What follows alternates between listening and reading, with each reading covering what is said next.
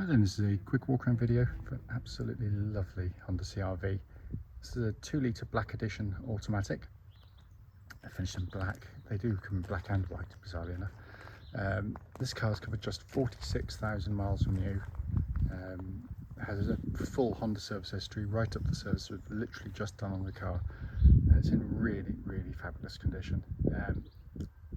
Headlamps and fog lights, no cracks or condensation.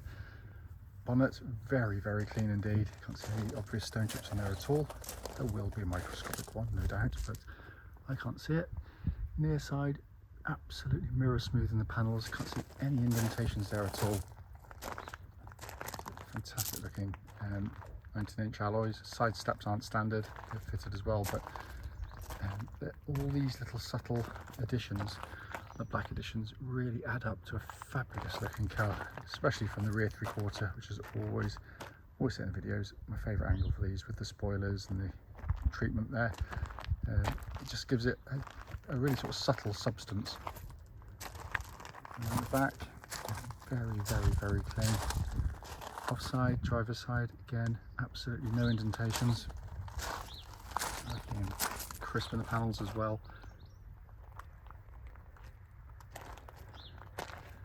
And there will be the odd tiny little nick marks, stone chips somewhere on the car, but you have to look reasonably hard to find one of them, I should think. Coming to the back of the car now, absolutely cavernous boot. And unlike most CR-Vs that are 8 years old, this one is in fantastic condition in the back, because normally they're quite heavily used. Coming to the back now, absolutely enormous amounts of legroom, by the way. And the seats are set for me, and I'm over 6 foot tall in the front there, so no cheating. And the trim is in fantastic condition back here. Again, the reason I mention it is because, again, this is where the kids normally sit, and they can be given quite a hard life, but this one's been given a gentle one. In front of the passenger side, lovely and clean. Passenger seat there, not been given an awful lot of use. And on the driver's side, again, very clean and tidy. Likewise, footwell areas, full set of original Honda mats, clearly. And driver's seat there in fantastic condition. Inside the car now, as I always have, the engine's running, so the dashboard can be seen illuminated. It looks pretty much like new. It's incredibly clean. Sat nav, sorry, you can see there working absolutely perfectly.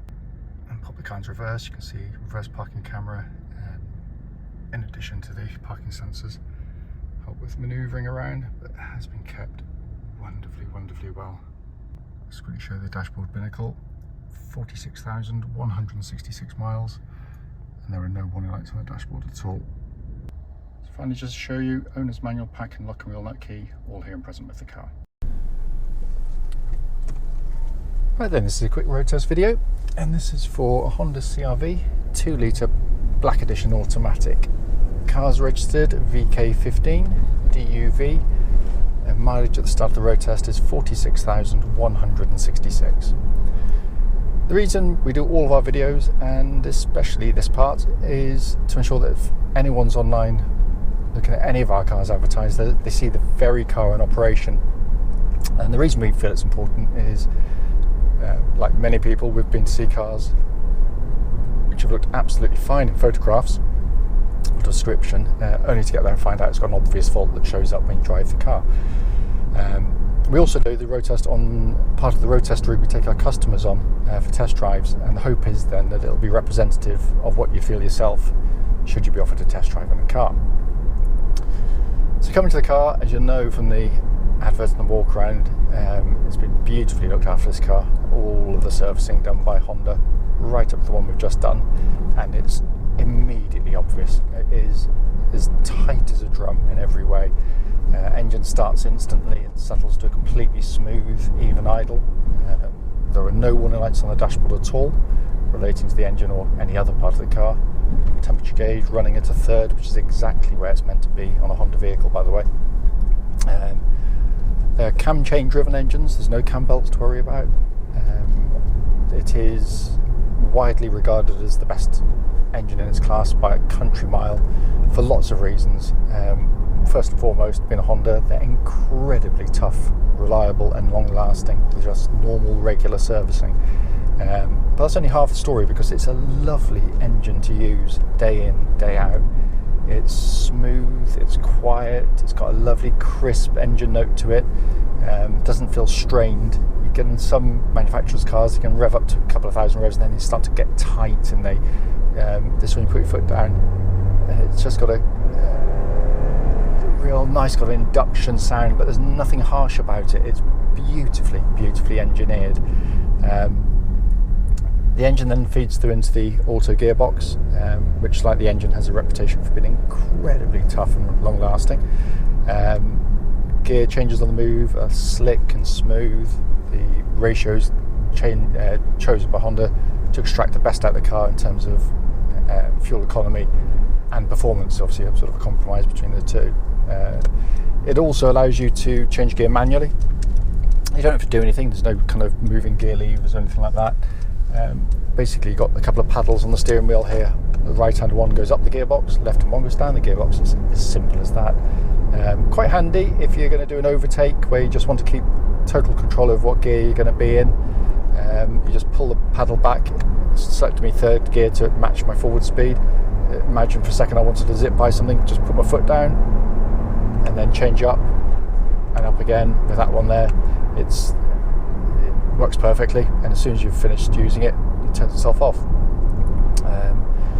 Notwithstanding reputation, you should always do the same checks on all automatic cars. Just make sure that the gears do change smoothly on the move, but more importantly, when you're stationary, when you put it into gear, there shouldn't be any great clunks as it engages drive or reverse, and in every way this is perfect. So coming to the steering of the car, the chassis tracks absolutely dead straight. There's no vibrations at this speed or any speed up to the legal limit, and it's a really lovely power steering system. It's designed specifically for this car and this use of car, which means, you know, this isn't a sports car. It's very direct, it's very accurate, it's beautifully weighted, and it works beautifully with the chassis, because if you have over keen steering, the first thing that's going to happen is the car's going to fall over on its springs and it's going to pitch and wallow about, and this is dialed in perfectly to the car, because the chassis gives you a really well judged ride. It's very compliant, it's very comfortable over pretty much all surfaces. But what it does allow the car to do is to really flow through corners really well, and far better than most of its competitors. You don't get the kind of lurching, lots of secondary motions going on with cars when they're too softly sprung. Taller cars, they just literally will just keel over, and that can be particularly unsettling for rear seat passengers. But this is judged to perfection. Honda should know. I mean, they've been selling, this is the best-selling SUV in the world. It has been for years, and there's a very good reason why. Incidentally, no rattles, no clonks, nothing for the suspension. It's just absolutely rock solid. Brakes on the car, likewise, really nice brake pedal on the car, powerful, no pulsing, no vibrations, so all in fine order there. Then coming inside the car, which has been kept in lovely condition like the rest of the car.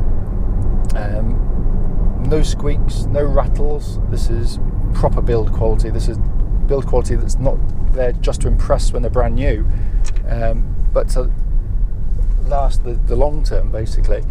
And Honda do it fantastically well. It also gives you brilliant visibility, so when you're sat in the car, you can see all around really well for manoeuvring. You've got huge wing mirrors to help you reverse, but also change lane on the motorway. The dash layout, whilst well equipped, is incredibly simple to operate. A day or two in the car and you've absolutely mastered it, and all working perfectly. As you can see, sat nav there, dual zone climate control, gives you option to have different temperatures side to side if you so wish. That's pumping out absolutely ice cold air, by the way, so working perfectly.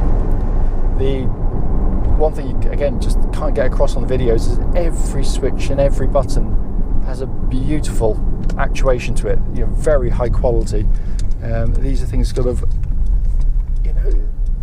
other manufacturers can feel a little bit cheap feeling, and these are designed to last a long time. Dash binnacle on front, typical Honda, neatly detailed, beautifully presented, gives you the information instantly, so you're not having to squint to sort of take the information in. And you've got this lovely leather-bound steering wheel, which is quite small in diameter for this type of car. It's really nice to use. The one button that is not in any four-wheel drive CR-V is a four-wheel drive button, because it's all automatic. You don't do anything. Honda worked out when they did the first generation CR-V, way ahead of its time, that the vast majority of customers basically wouldn't be using four-wheel drive, wouldn't need to be, because they'd be driving as I am now. We just don't need it on. So basically, incredibly clever. It runs in two-wheel drive, front-wheel drive, the most efficient way to pull a car along. Only when it needs to go into four-wheel drive will it do so, and it will react far more quickly than you can, because it's going to do it via the traction control system of the car. So if the front wheels start to lose grip, it recognises it, instantly brings in the rear wheels seamlessly and pushes you forward and gets you out of trouble. As I always say, we have a CR-V, we've got a caravan, and we've never come close to getting stuck with it, even in some pretty boggy pitches. The advantages of the system are obvious.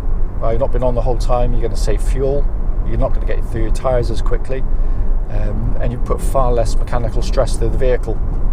So much so that in, crikey, nearly 3 decades of selling thousands of these things, I can't ever remember putting a spanner on one of them in terms of the four-wheel drive system, so it is robust indeed. As I said at the start of this video, the point of it is to pick up on any issues. There's none. I hate saying that, but I have to on occasion. It literally just drives like new. I cannot fault it in any way.